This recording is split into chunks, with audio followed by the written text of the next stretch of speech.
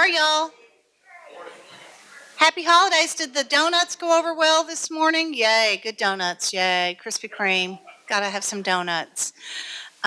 So we did the donuts this morning. I'm Mindy Tate, Executive Director, Franklin DeMar. We did the donuts this morning for the holiday, but also it happens to be one of our employees' birthdays today, and that's Emily Grayson, our Operations and Programs Administrator. So stand up, Emily. Uh, I'm not brave enough to sing to her, so we're just gonna do that maybe later in the privacy of the office. We'll do the singing of happy birthday to her. But welcome to our December 13th Frank Talks. And I will remind you, there are donuts and there's coffee out there. The restrooms are on the other side of the elevator if you need to use those facilities. We are so appreciative of Columbia State Community College generosity in allowing us to be here for our monthly Frank Talks. We did survey you last month, and many of you said you would like to move around again, as we did prior to the pandemic, where we were in different locations across the community. And we are investigating that. And if you have any ideas on locations where we could have 60 to 100 people, that would be fantastic. It's hard to find those, let me tell you. And it's hard when they have a fee associated with them as well. So we are looking at places like Battleground Academies, facilities, several churches, maybe headed back to West Haven in the future. We've been there before, but we will look at and maintain our interest here at Columbia State. We want to try to be all across the city, maybe in all 4 of the city's wards. And so we'll be looking at that as we head into 2022. Have y'all trained yourself to say that yet? Let's all say it together. 2022. I'm looking forward to 2022. I don't know about you, but I am certainly looking forward to 2022. We've been so lucky, Franklin DeMar. We were able to maintain our programming during the pandemic. We went to Zoom, and many of you were with us on a lot of Zoom calls, and we enjoyed doing that, and we want to maintain. We have an audience on Facebook this morning, and we want to maintain that hybrid experience for people to be able to participate however they're comfortable. So we're looking and investigating that as well for 2022. So a lot of things going on, but first off, I'm going to bring back one of our favorites that we've done in the past, and that's Nancy Conway and her Did You Know or Do You Know segment. And there's a prize, by the way. Thank you, Mindy. It's great to be here this morning, and welcome everyone to Frank Talks. Regarding a question, and not all of these are historical questions. Sometimes, they're recent events. This is a mix, and it involves Dickens of a Christmas. And if you all think about it, Dickens is one of our most effective events in Franklin, Tennessee, and Franklin, of course, is famous for its events. So the question is, and Mindy step up, and she's going to try to be the chief spotter to see who raises their hand and answers the question.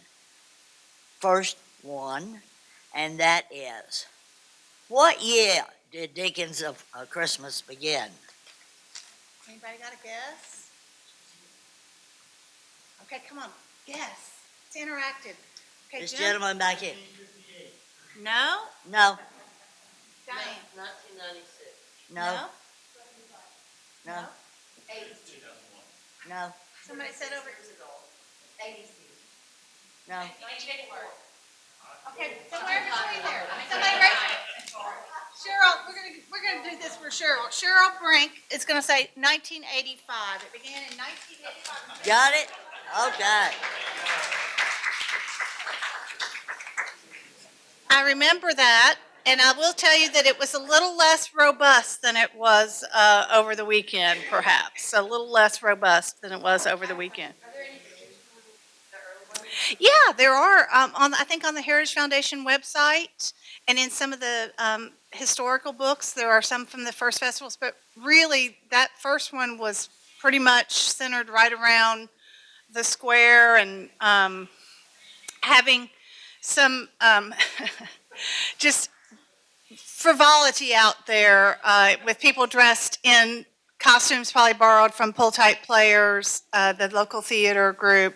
It was a lot of fun, but the festivals, have been going on with the Heritage Foundation and the Downtown Franklin Association for a number of years, and we've had the Heritage Foundation for over 50 years as a community, and that's been a great blessing to us as well. So, all right, thank you, Nancy. So Frank Talks comes to you courtesy of Williamson Medical Center and Renaissance Bank, and we can't say enough about our friends at Williamson Medical Center. I know Lee Williams is here this morning and going to talk with us for a minute about Heroes of Hope, and we've got a video that goes along with this. Do you want to play that before? Okay, let's play that first. How about that, Emily? Great.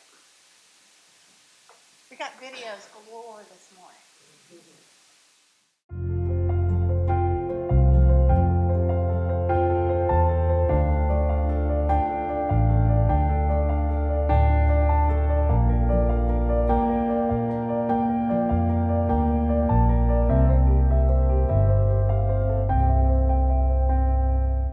What I would like to do is just take this time and give back to you the love that you gave to me. I try to explain to my friends and family, I don't care how much you watch Grey's Anatomy, ER, whatever medical show you're into, it does not do any justice to what you guys do. You guys have one hell of a job.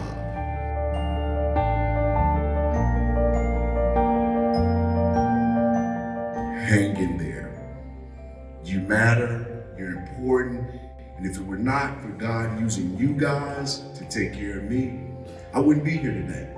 You're my hero, and I thank you from the bottom of my heart for my family, my children, and for life.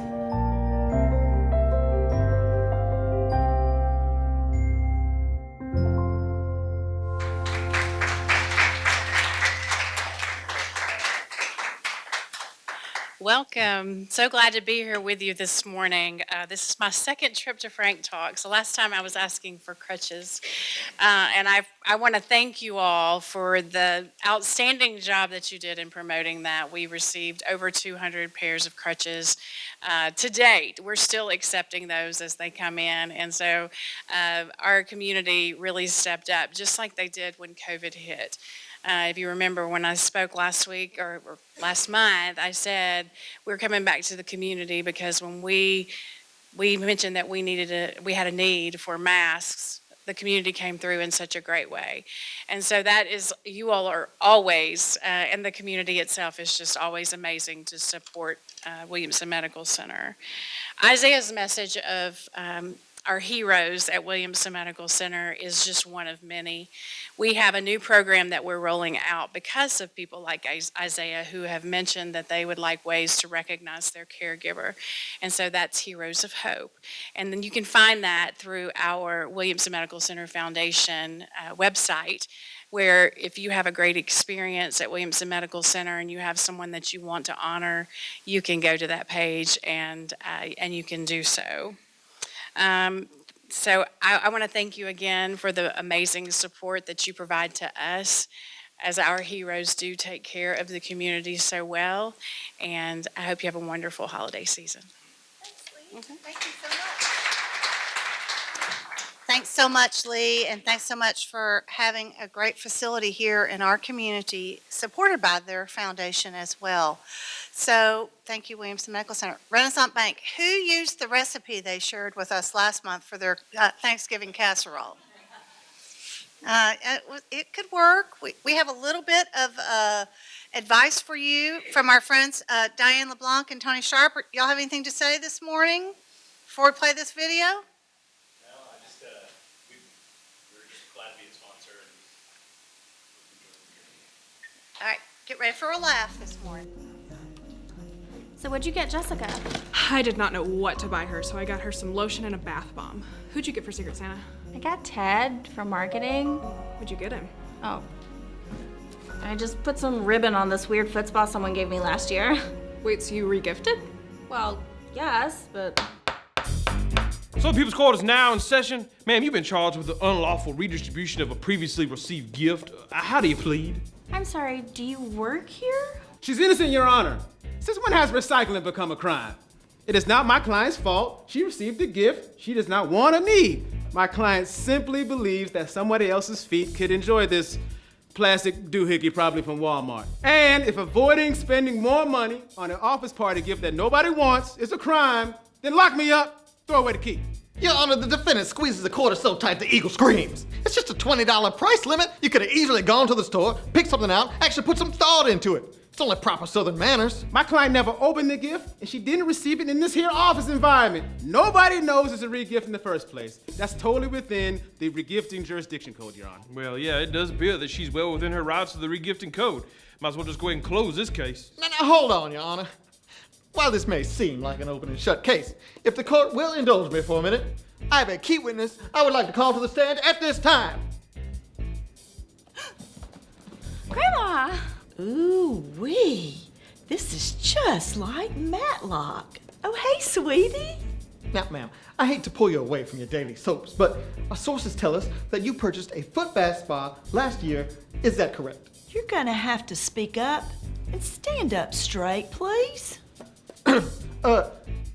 Did you or did you not purchase a foot bath spa last year? Why, yes, I ordered that precious foot bath spa from Finger Hut catalog. And did you purchase this foot bath spa for your granddaughter Sherry, who is standing right there? Please don't do this. Hush. Ma'am, I'm gonna need you to answer the question. Why, yes, I ordered that foot bath spa for all my grandbabies last year.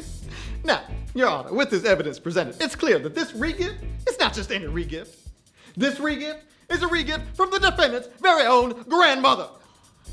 Granny, I would never. Sherry, just look at your grandma's face. Granny, I loved that foot spa so much that I had to get another one for another lucky person. Heaven to Betsy, you lied to your grandma? Sherry, you done messed up. Aren't you my defense lawyer?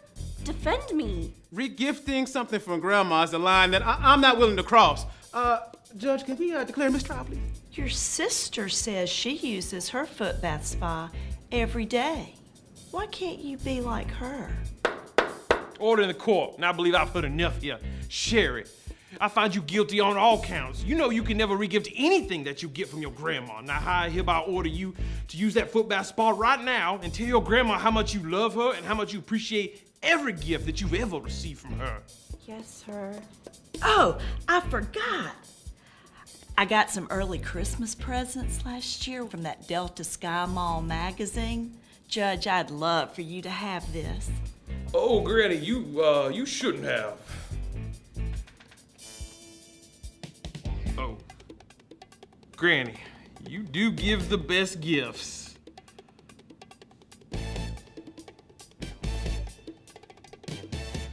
Renaissance Bank, the best bank in the South. Visit renaissancebank.com to learn more.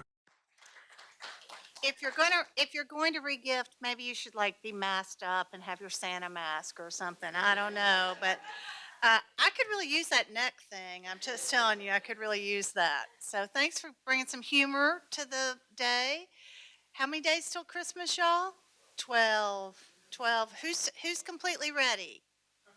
If you raise your hand, we may tackle you. Okay, fine. Yeah, we may tackle you and ask you to help us would be the thing we'd have to ask you to do. So this is just meant to be an entertaining morning here and for people to know.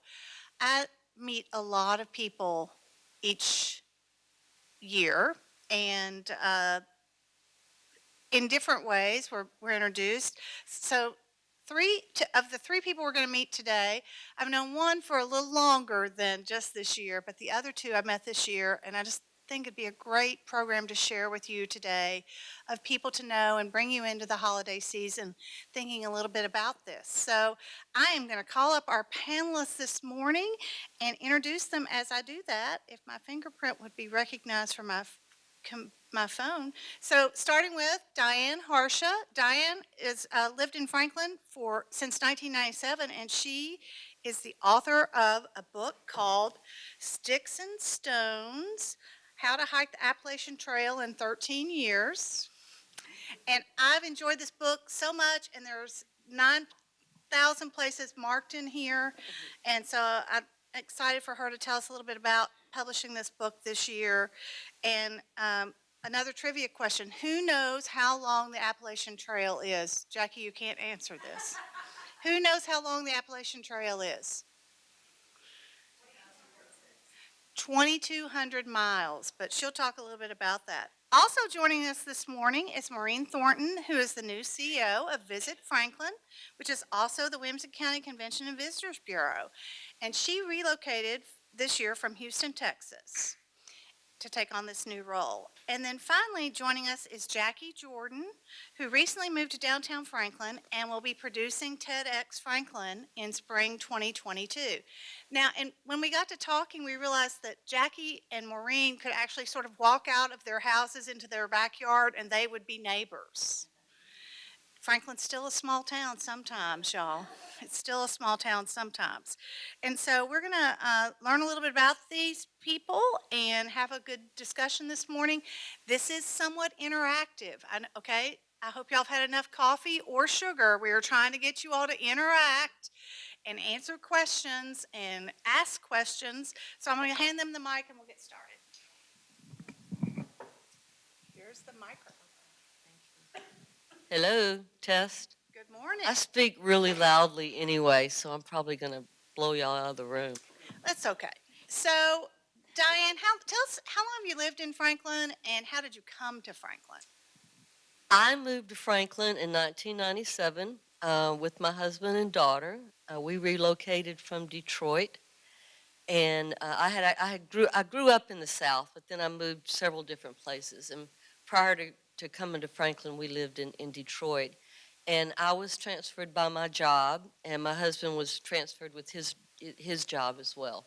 So that was our path to paradise. It is. And now your job, you just can't skim over it and say it was a job. You might have to tell us a little bit more about what that job was that you had. Okay.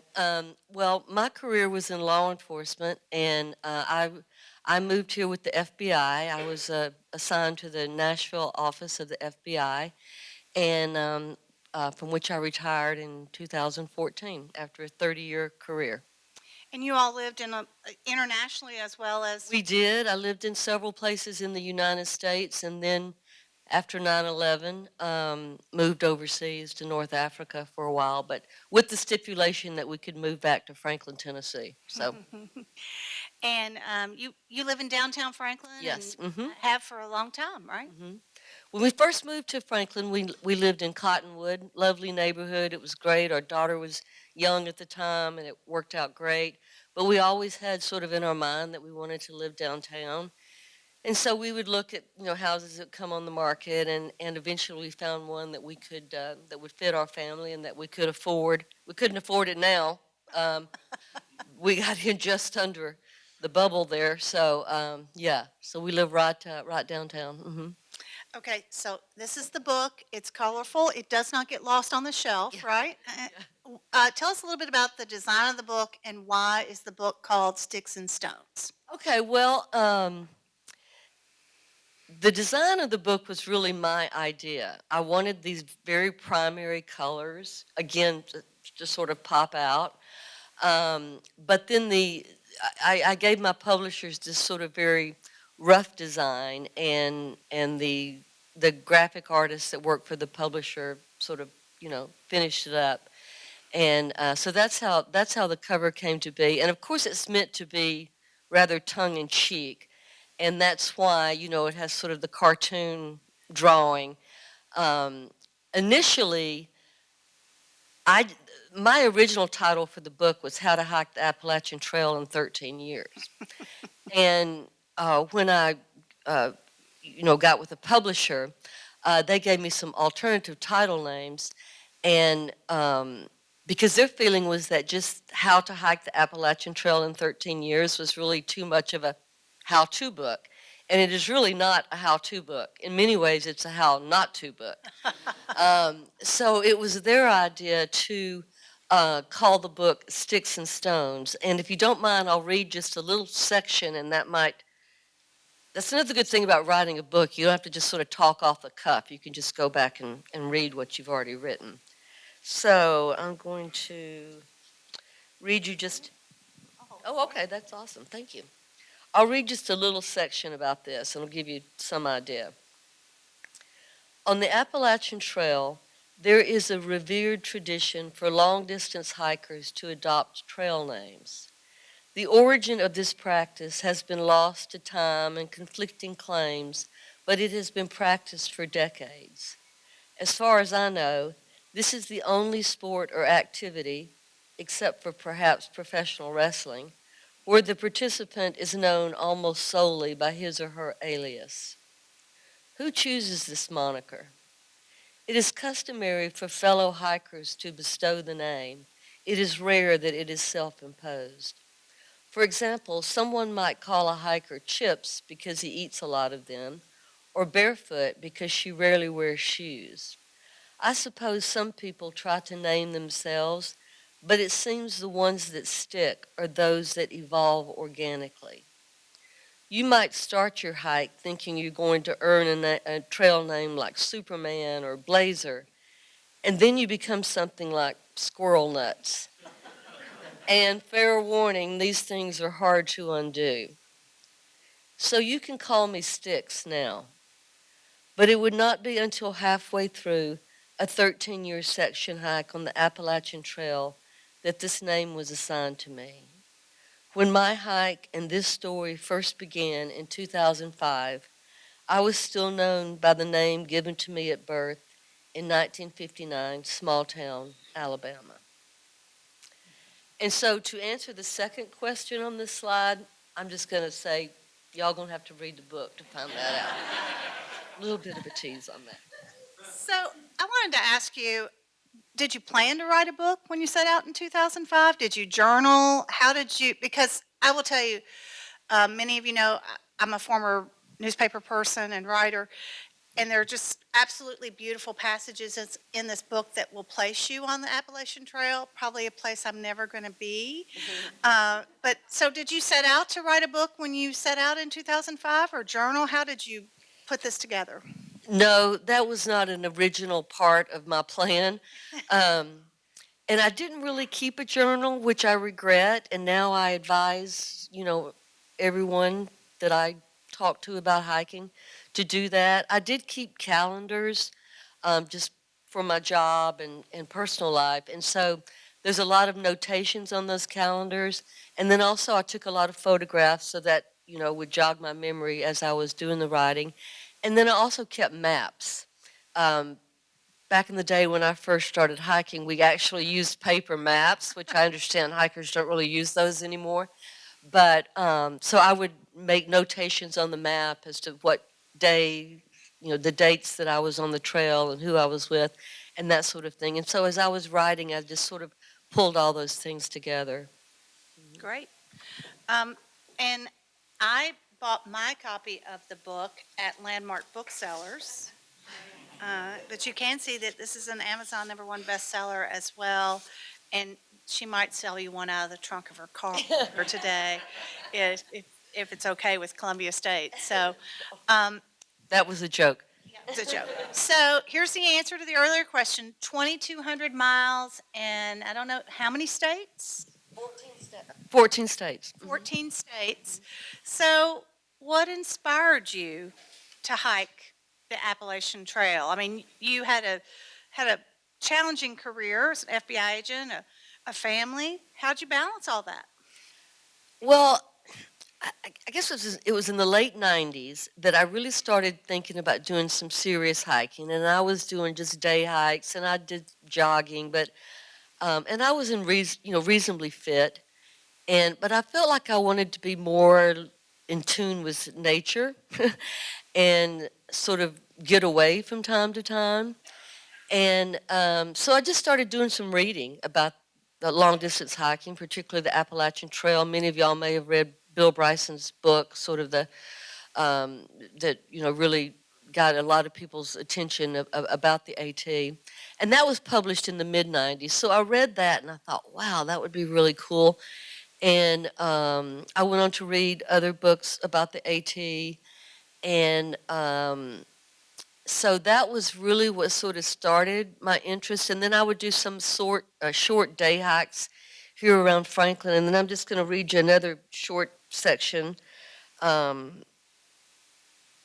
that answers this question, if you don't mind. So will you? Do you mind I'll do holding that. again? Okay. No problem. Thank you. For over 2,000 miles, make sure, yep. For over 2,000 miles, the Appalachian Trail constantly contradicts itself. It is brazen but respectful, remote yet accessible, harsh and then forgiving. It attracts thousands of visitors annually, and most of those will hike for only a few hours or a day. Of those who attempt a through hike, the entire trail in one hiking season, usually 4 to 6 months, only 1 in 4 of those will complete the trek. Those who do will tell you it was the best time of their lives and the hardest. Then there are the section hikers. We are those who periodically and sporadically hike over a stretch of time in miles, a weekend here, a week there, 20, 50, 100 miles. My journey began on a September weekend in 2005 at Springer Mountain, Georgia, and ended on a September weekend in 2017 at Mount Katahdin, Maine. For 13 years, I had 1 foot on the trail and 1 foot off, my heart always in 2 places. But this was a blessing and a gift, a pleasure doubled rather than halved. Over those years, whenever my mind called for peace, when sleep would not come, when worries of work or family troubled me, my thoughts turned to the hike. I saw the narrow, soft trail under my boots, rising and falling with my breath. I smelled the sharp, clean pine needles and heard the small animals scuffle away at my approach. I felt the heaviness of my pack and the sweet relief of rest, the utter simplicity of hiking.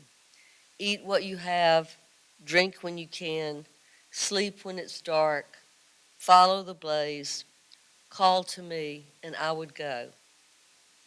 Then, at the end of a hike, a section, I went home to the security of my family and the routine of my work, refreshed and recharged. My need for the solitude of nature had been answered, and now I could get on with my busy life, balanced and clear-headed. Weeks and months would pass happily filled with appointments and schedules, with work travel and family vacations, with household chores and social obligations. Then, eventually, a vague feeling of displacement and restlessness would come upon me, and I would once again study the maps, gather up my gear, and travel east to the mountains of Appalachia. That's work-life balance, folks. I think she did that work-life balance thing early on. Thank So, you. now this one's a funny one. You didn't always hike alone. You hiked alone. You had friends who joined you. But do you have any future hikes or trips planned? And the Almond Joy, if you read the book, you'll figure out that fun-size Almond Joy right there. Yeah, and you may recognize some of our friends and neighbors here in this photo. I know you probably do, Chad. So yeah, I didn't always hike alone, particularly when I first started hiking because, as I said, the southern terminus of the AT is at Springer Mountain, Georgia, so that's not that far from here. So I was able to go over for, weekends, long weekends or whatever, and I often went with friends. And my daughter eventually went with me a lot. My husband tried it a couple times, wasn't his cup of tea, but he was always very supportive of it. I don't really have any big trips planned right now. I do weekends here and there on the Mountains to Sea Trail, and we did last year a little bit on the Florida Trail, but I find now I'm limited to 3 or 4 days without a shower and a pizza. So, yeah. It's great. And you'll have to read the book to figure out a little bit more about that, but thank you, Diane Thank Honka, you. and- Or as we're going to call her now forever, Sticks. Sticks. Just call me Okay. Sticks. Call her Thank Sticks. you all so much, and thank you for having me. And it's good to see so many friends and neighbors. So thank you.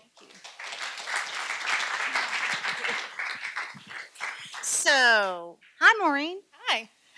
So, met Maureen when she moved to Franklin, and then we recently went on a trip together to Texas with Williamson Inc. and got to know each other a little bit better. But this is your family. Tell us a little bit about coming to Franklin, how and why, and who these people are. Yeah, so these people are my family, and this is a photo of us at Pumpkin Fest. And I know we were talking about festivals when we started.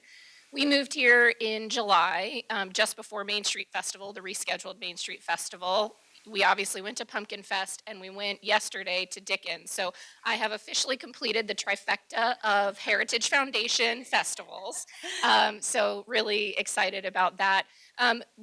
So my husband Alex and I have been together 12 years, and that little one in the stroller is Gracie.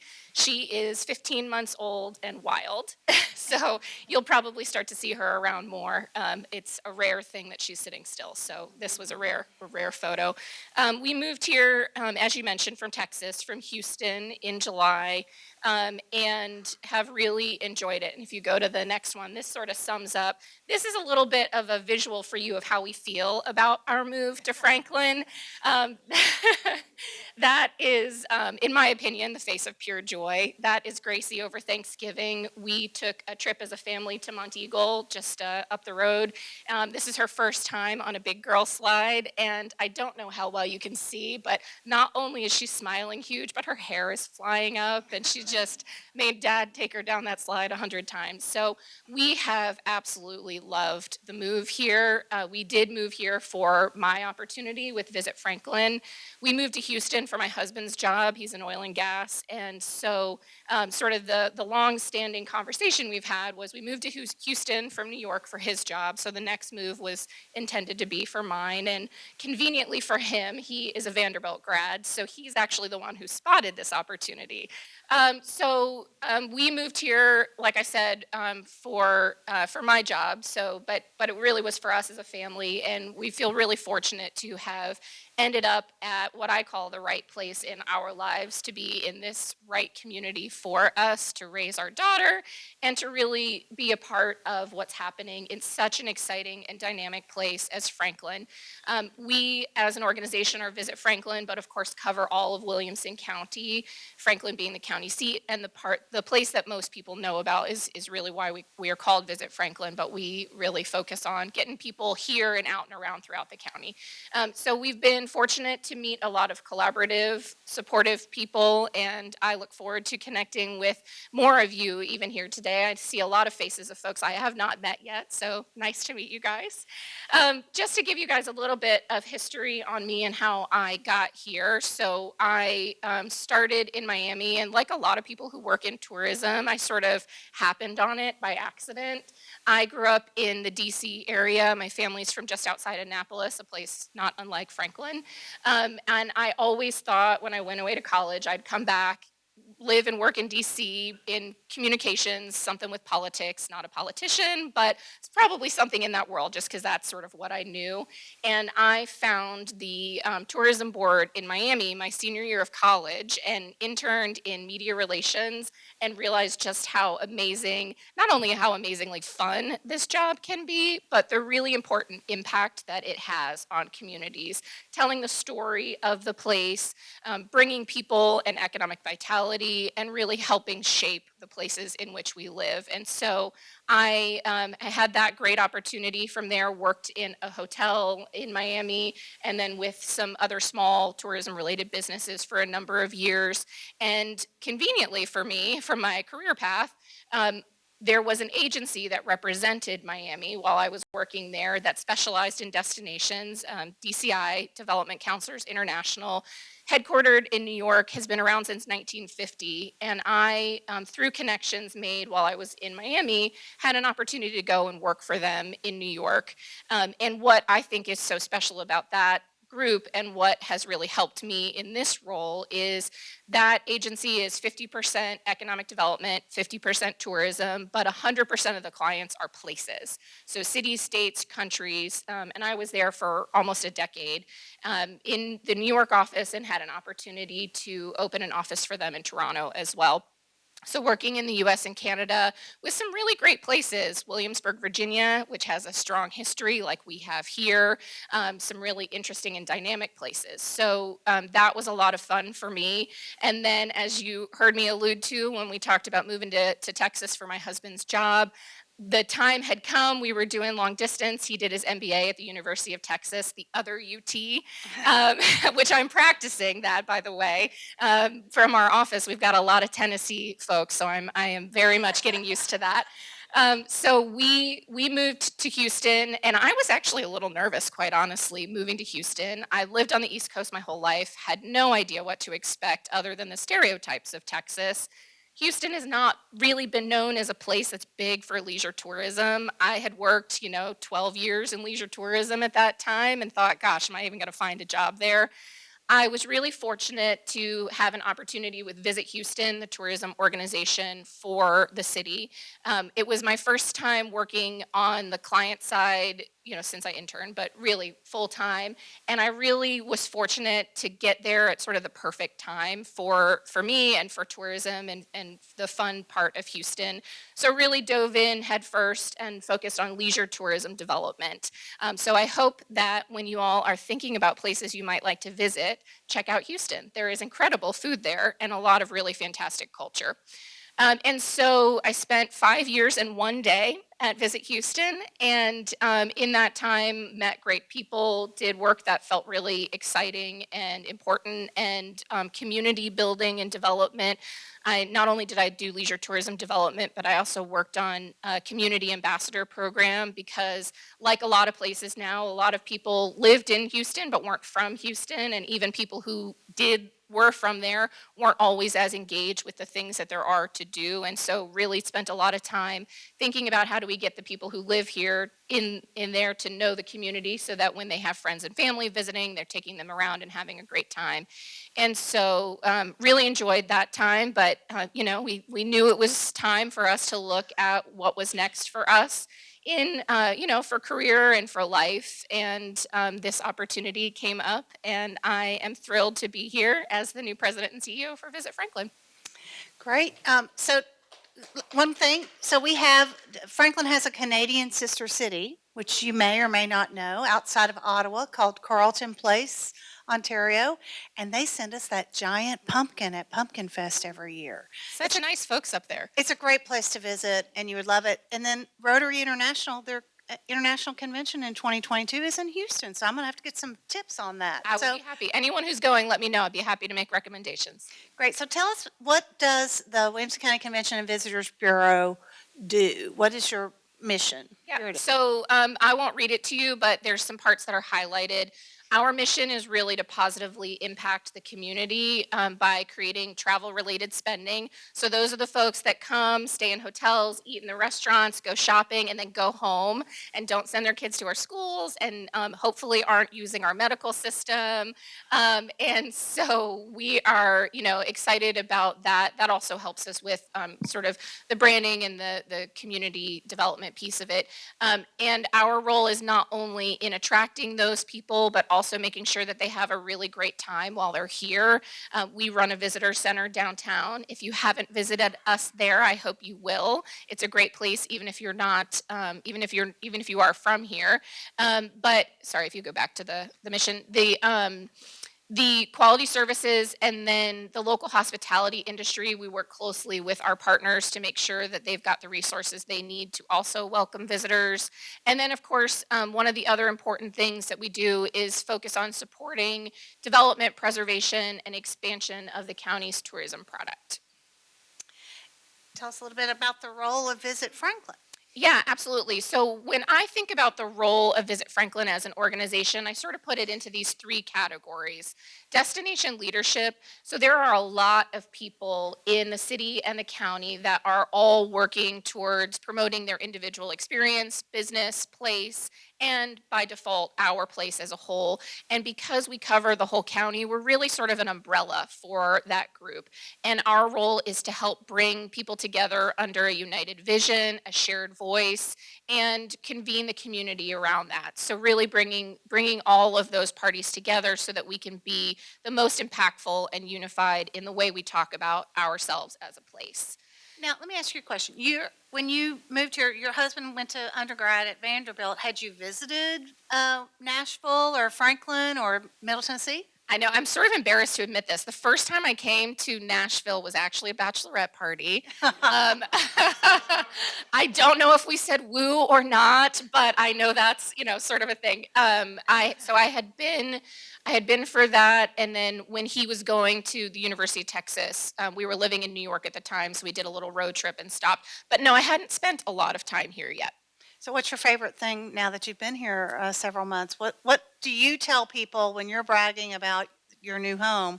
What's the thing you tell them? Well, I tell them I have been here since July, and I've been to Nashville like twice for meetings. So you can come and really have an amazing time just in Franklin and Williamson County. We live close to downtown, as Mindy was saying in the beginning, so we love being able to walk to Main Street, walk around, grab coffee. Culacino is my favorite restaurant downtown, and I don't want to let out the word too much because it seems to be the only place that doesn't have a wait on Saturday mornings, but they have a great Saturday brunch. Oh, good to know. Okay, sorry, didn't mean, Bob, you had a question.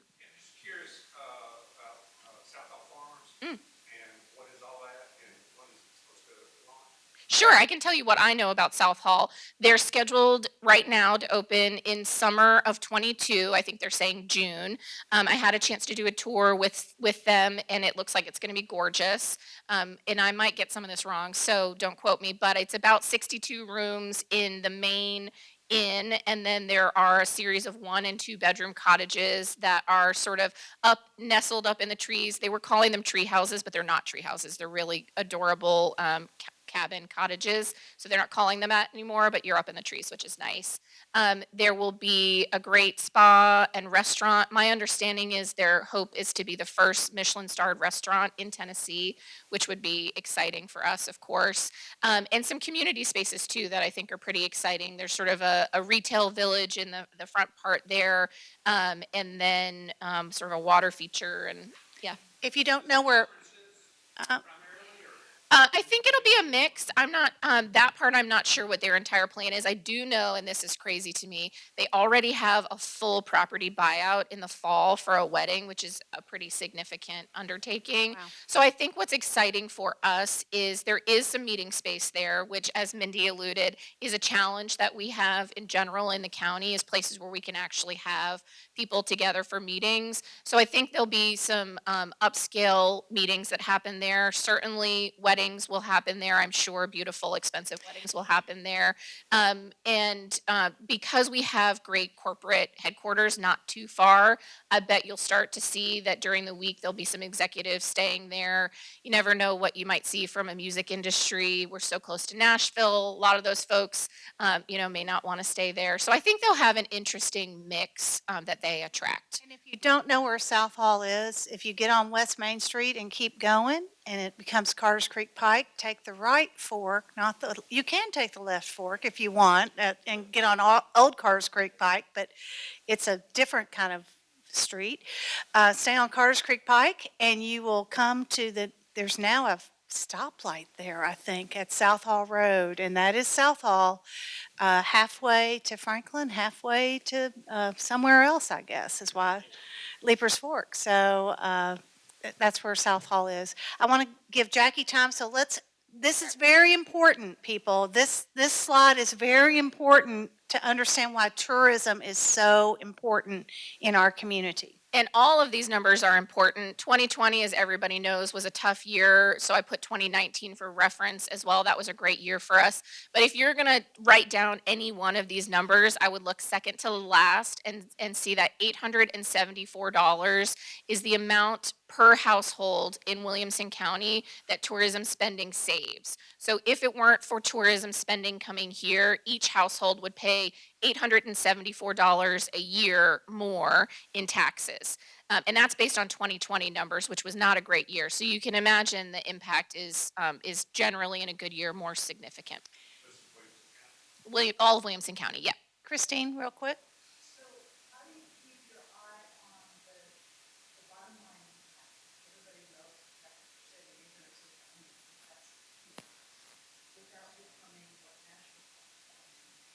That's a great question and something we think a lot about. So how do we keep our eye on the bottom line without becoming what Nashville has become?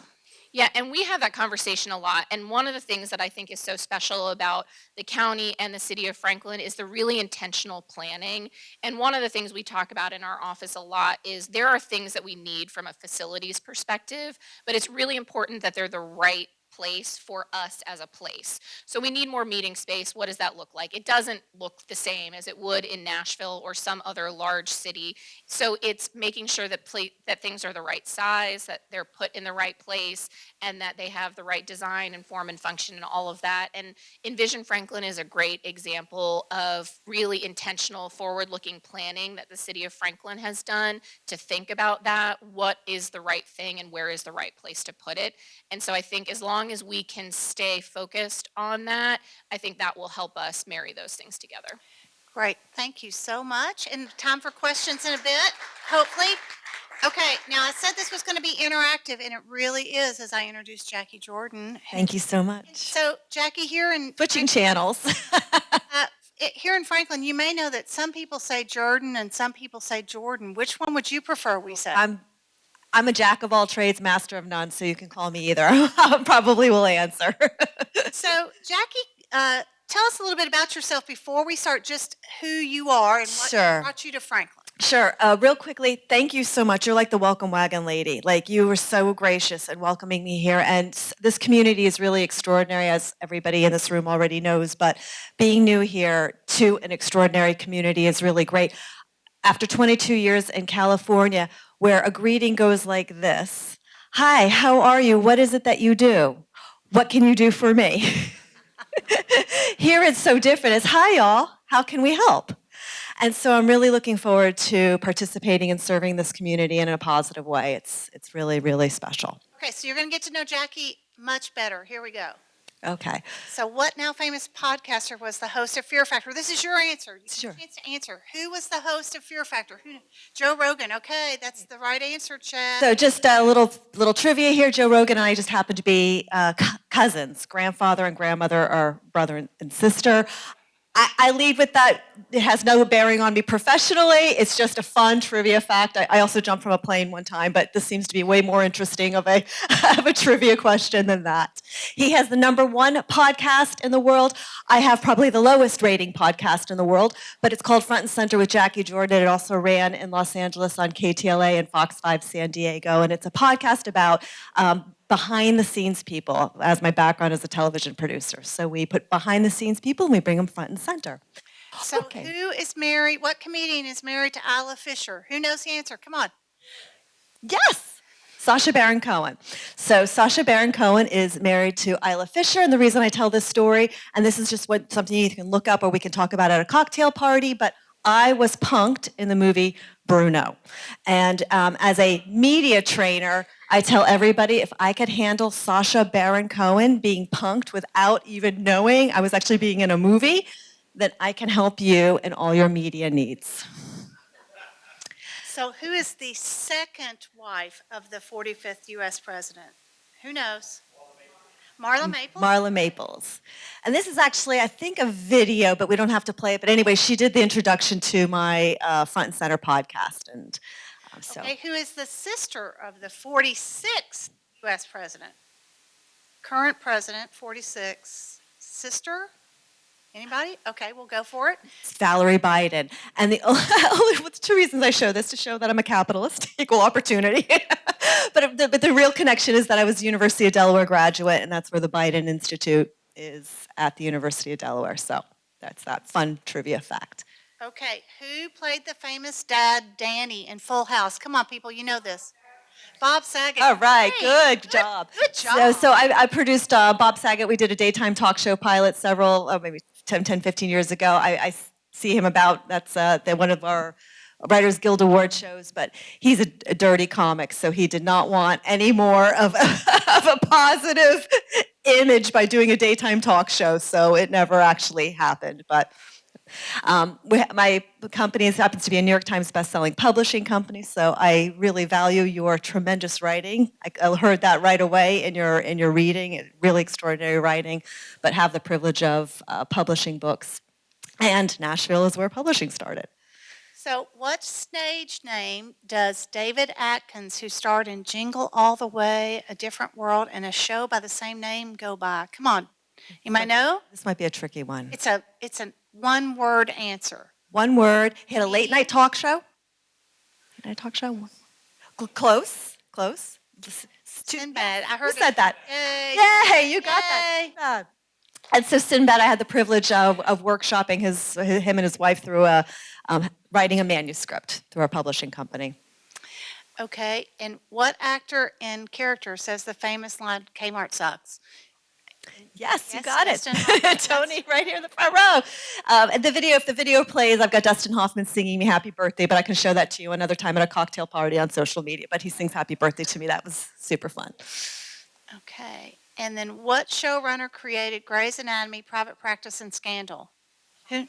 Shonda Rhimes. Yes, Shonda Rhimes. Yes, Shonda Rhimes, quite a Hollywood legend. Here she is at the Writers Guild Awards, actually introducing herself to one of our authors. And what comedian portrays Ben Wyatt in Parks and Recreation? I know there have got to be some Parks and Rec fans in here. Come on. And he was on that really good HBO show with Nicole Kidman and Reese Witherspoon. Yes, he was in that. He's on that. Okay. He was in Big. Yes, who said that? Yes, you got that, Adam Scott. So Adam Scott, seen about and around in town. Yeah, so there's that new Teen Choice Awards. One of the things our company does is we raise, my professional company, TV Guestspert, we raise the profile of experts in the media. We create media opportunities and branding for business owners. And so Adam Scott's been at a couple of our events, or I've been backstage with him introducing our clients too. So. Okay, well, this one's really easy. I'm not even, American Bandstand. Who hosted American Bandstand? Dick. Yeah, okay, that was the whole room. That was really great. If it was a room full of millennials, nobody would get that. But anyway, Dick Clark, my Emmy nominations were for producing the Donnie and Marie show, which he was executive producer on. So that's, Dick Clark. Well, you just gave up. So what longtime American journalist, attorney, political apprentice appeared on both Celebrity Apprentice and Dancing with the Stars? Anybody? And he's now on Fox News as a commentator. Another one-word answer. Yes, Tony. There you go. Geraldo Rivera. I produced his daytime talk show after he had his nose broken and during the O.J. Simpson trial. Another great cocktail story when you see me at a party. Okay, and Jackie, you're always behind the scenes. Behind the scenes. There I am at Dancing with the Stars. Thank you so much. Right, and then what, this is a bonus, what famous singing and TV hosting brother-sister duo held residency for 11 years in Las Vegas? Yay! Donnie and Marie. Millennials would have missed. Yes, exactly. So they're Donnie and Marie. I produce their daytime talk show. That's where my Emmy nominations are from. So that's what I do professionally. And now I have the privilege of curating the TEDx Franklin. The theme is Good Vibrations. It will be held this March of 2022. TEDxFranklin.com is where you can nominate a speaker or nominate yourself to speak. And it is TEDx, so we're an independent organization, but we follow the TED guidelines. We get our license from TED. And it's such a privilege to bring that conversation to this community, I have to say that. And what else can I tell you about? So the theme is Good Vibrations. So we've already started putting out speaker offers because we opened up our speaker selection in, I think it was September. And we look forward to having your participation, enthusiasm. How long is the average TEDx talk? Great question. So we look like we're going to have 12 speakers, 12 minutes. So they're usually between 12 minutes and 18 minutes. The TED guidelines for content is no politics, no religion, nothing divisive, and no bad science. Interesting. And we assign, here you go, right? Yeah, there's a lot of subtext, silence subtext there. But we will, part of the TEDx responsibilities, we assign a speaker's coach to every speaker. They're not also supposed to be motivational speeches or inspirational speeches. It's supposed to answer 2 questions, which you'll see on the application, which is, what is the big idea? And why is it an idea worth sharing? And those are the 2 questions. And so we have a committee, and then we assign a speaker's coach to the speaker. They don't have to be anybody who's professional or even spoken, and that we help them craft their talk, their big idea, into the TED formula, essentially. This is what makes the TED Talk so unique. And why good vibrations? What's that? We're going to do it in March. Yeah, we're coming right up. So we're looking for sponsorship and speakers and volunteers and... Why good vibrations? Yes. Why did you... Oh, why good vibrations? That's a great question. A couple reasons. Okay, this is the subtext of the California thing here in Franklin. It's also a music community. And then because TED, overall TED has a vibration, science-y kind of theme to it. And we needed like a very positive theme after coming out of the last couple of years. So that's all the reasons we kind of hit the box for good vibrations. Yeah, we're going to do it at the Franklin Theater in March. It's going to be one of the Saturdays in March. We're going to do it. It will be definitely through the Visitor Bureau Association. We'll do it through the Franklin Theater, and it will be online, and hopefully we'll be in the newspapers. And so... And then if you sign up for the newsletter on TEDxFranklin.com, you'll be informed by a newsletter as well. Great, and we'll be promoting it because we do think it's a great addition to what's going on in Franklin. And having met with Jackie numerous times about this, we're excited to promote it as well. So, thank you. So did I find 3 good people to know today? Great. I'm sure they'll have the time to spend a few minutes. If you have any questions you want to ask them personally, this program will be posted on our website and on our social media channels. And here they are. If you don't already follow us on social media, please do so, or sign up for our newsletter through franklintomorrow.org. So did you know you're going to get a new license plate next year if you don't already have a historic Franklin license plate? Everybody in the state of Tennessee is going to get a new license plate if you do not have a specialty plate. If you have a specialty plate, such as the historic Franklin plate, then you will get to keep that and your magic number, whatever that might be, to support Franklin Tomorrow in our community.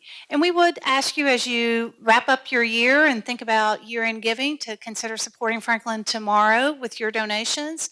And you can do that today through the little dip jar out there, or online, or give us a call, and we'll be happy to help and happy to work with you on that. So upcoming events for us, our next Frank Talks is January 10th. And our Breakfast with the Mayors will be January 25th at Rolling Hills Community Church. And it's going to be a historic event, we hope. We are putting that program together. I can't tell you just what it is yet because we haven't had confirmation from all of the speakers. And it will be all of the speakers.